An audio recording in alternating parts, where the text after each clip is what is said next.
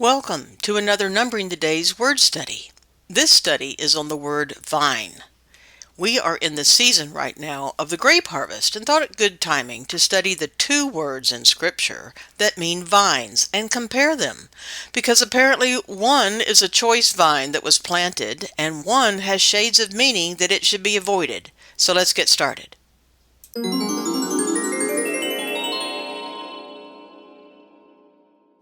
Welcome. I'm Sierra, your host today. It is week 21, and the study on the vines, two words, is the bonus for week 21, and I'm also placing it as a separate word study video so that I can place it in two different locations eventually on our YouTube channel, and people can find this information from either location. Okay, so this study is going over the word for vines. And we're presenting this again during the time of the grape harvest to further consider and better understand the scriptures of what's going on. And our first word is geffen, and it's found 55 times in scripture. Got it on the screen here for you. It's spelled gimel, pei, nun, geffen.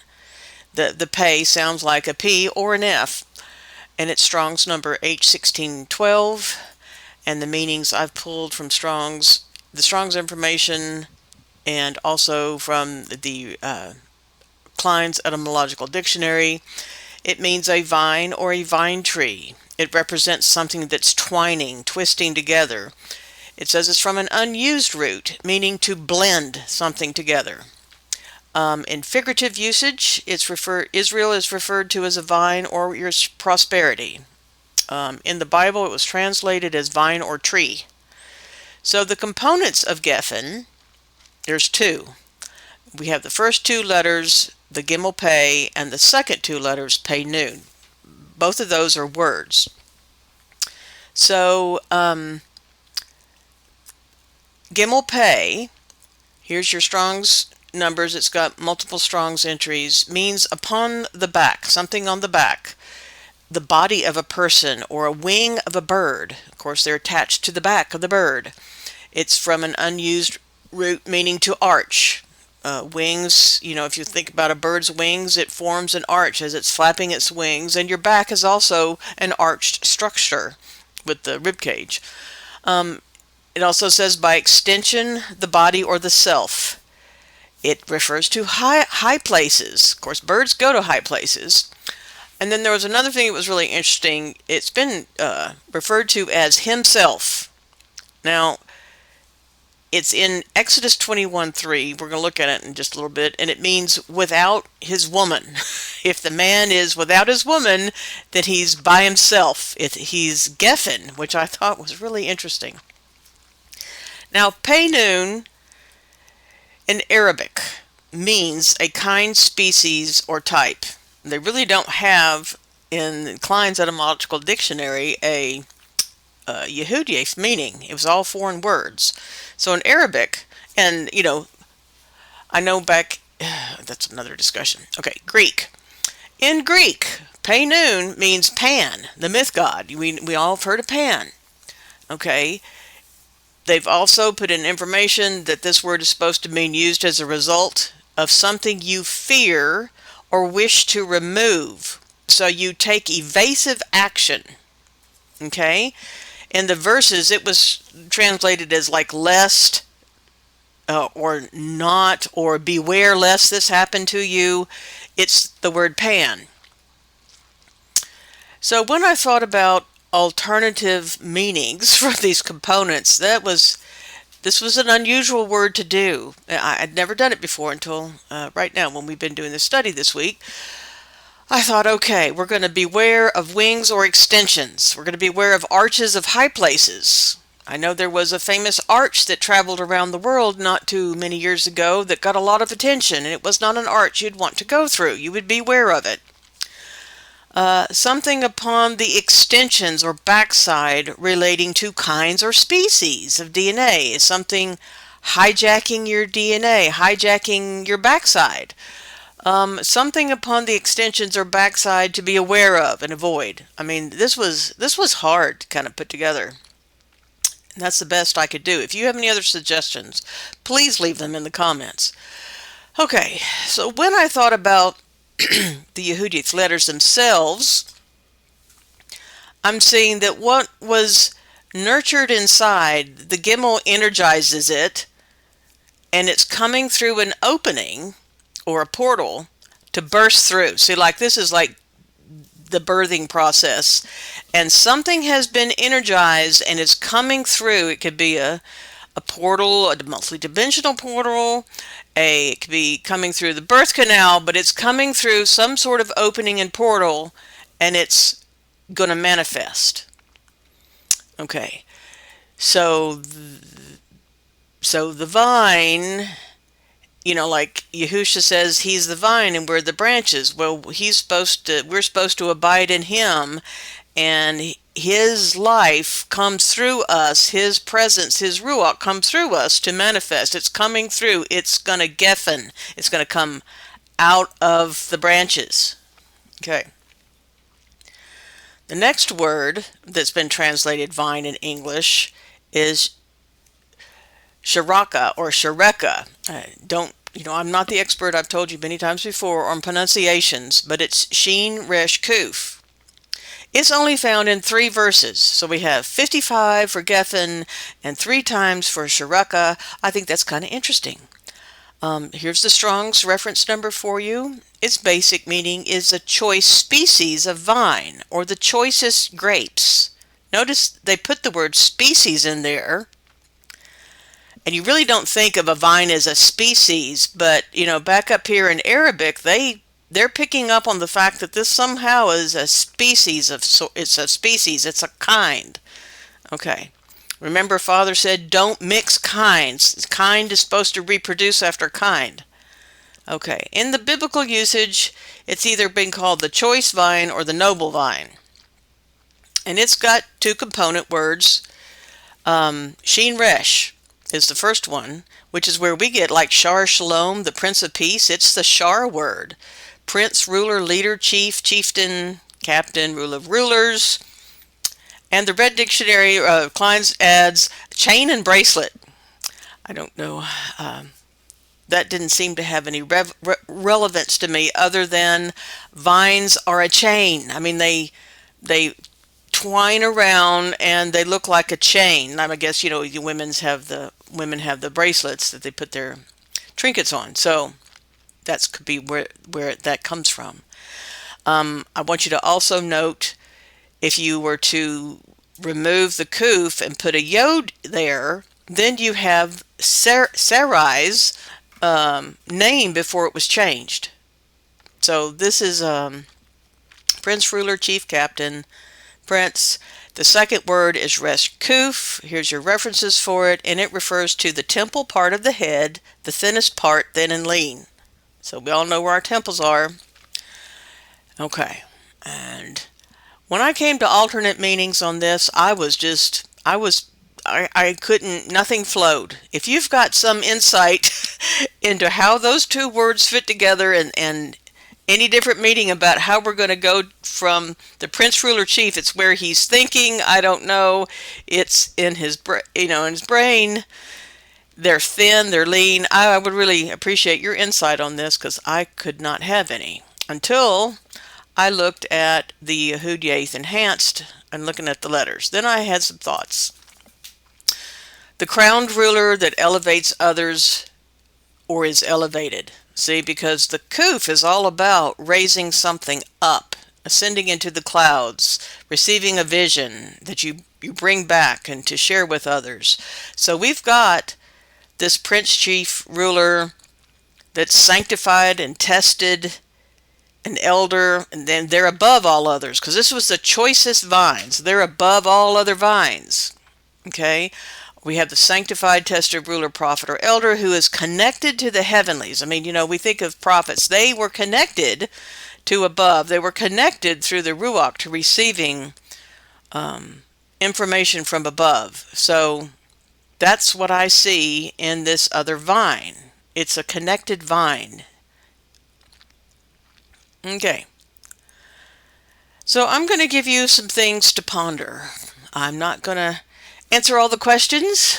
That's really what our community is for. what other things I might have to say, but I'm going to give you some thoughts, and maybe your fellowships will have fun with this information, and it'll spur some interesting discussions. I hope it does within our own Sabbath group, in our community. I hope we get to talk about this. I looked at all the vine verses in Scripture, and there were many interesting things, but not the time to address them all. I mean, I looked at all 55 verses. And you go through this section, as you go through here, keep in mind the content of our videos in this very season, all the videos that we've done on the grape harvest. There's 2 parts there. Okay, first thing that I thought was very interesting was Exodus 21:3. In English, it does not have the word vine. It didn't translate it as vine. It translated it as by himself. And, it's a word that usually is translated vine. So I thought, okay, he's by himself.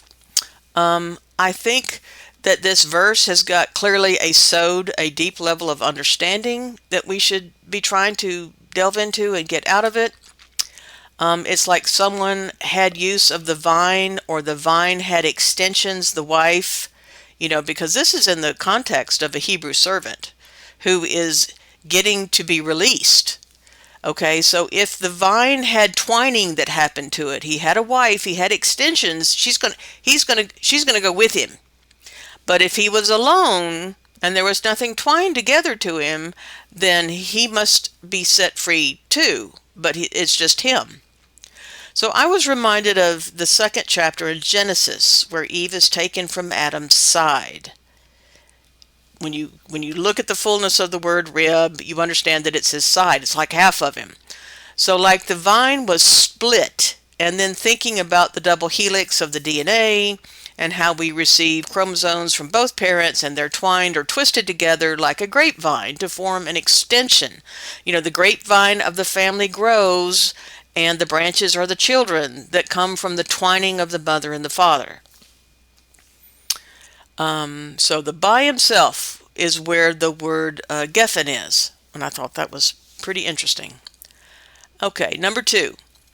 The definitions for Gethin, the most common word, the one that's in there 55 times, support the pondering of kinds and species as it relates to the word translated as vine. For instance, we could view this verse in Deuteronomy below as figuratively speaking in multiple ways. I mean, many people read this verse 32 there in Deuteronomy 32, and they think of doctrine, but we could also think about the DNA of the vines.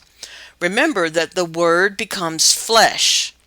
Okay, Deuteronomy 32. For their vine is as of the vine of Sodom, and the fields of Amorah. Their grapes are grapes of gall, and their clusters are bitter.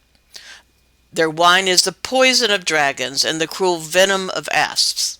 Okay, so in the field of epigenetics, and its relationship to our thoughts and words that we chew on in our minds, affecting the gene expression of our DNA, it's a deeper level of pondering these very scriptures. On our channel, I know just recently in a couple of videos that we brought this up. There are admonishings in Scripture to not adulterate or mix species or kinds of things. The Genesis flood reset came because of the genetic corruption of flesh upon the earth. So too in our modern world in recent years, we have been having to ponder these issues with the things that have been released. I know you know what I'm talking about. So when you read Joel's verse, Joel 1 verse 12, read it again.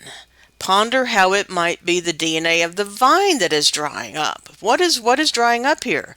Because it says, verse 12, the vine is dried up, and the fig tree languisheth, and the pomegranate tree, and the palm tree also, and the apple tree, and all the trees of the field are withered, because the joy is withered away from the sons of men.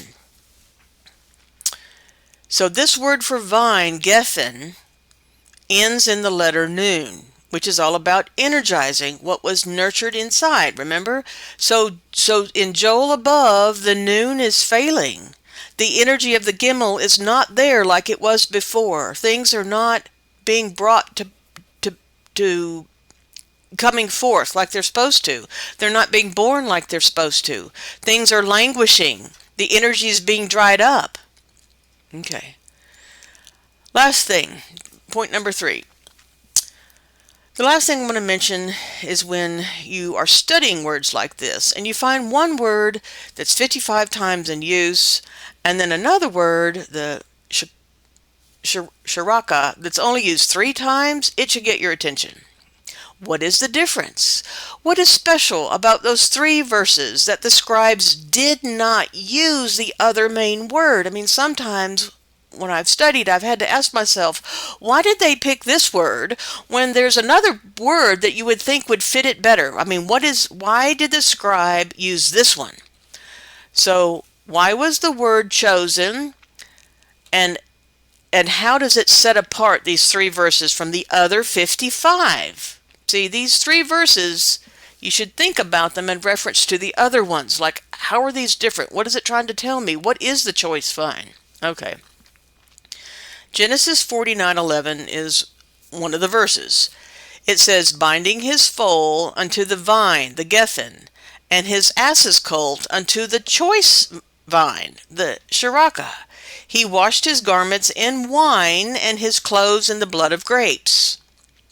And I think you should study this verse with these other 2. Zechariah 9:9, because it talks about the colt and the ass, and Matthew 21:5.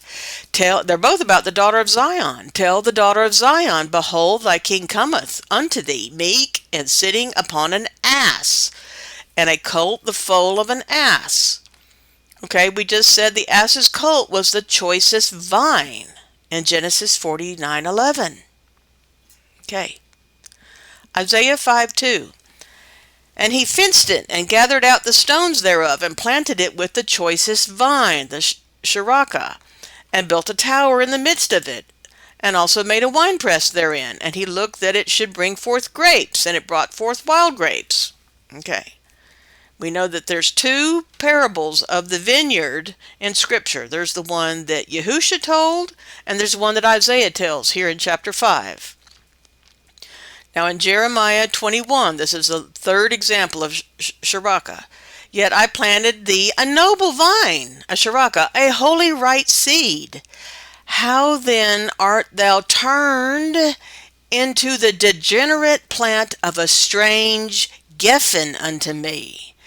So see, Jeremiah is saying that the people planted a right seed, a right kind, a noble vine, were turned, changed into a degenerate Geffen.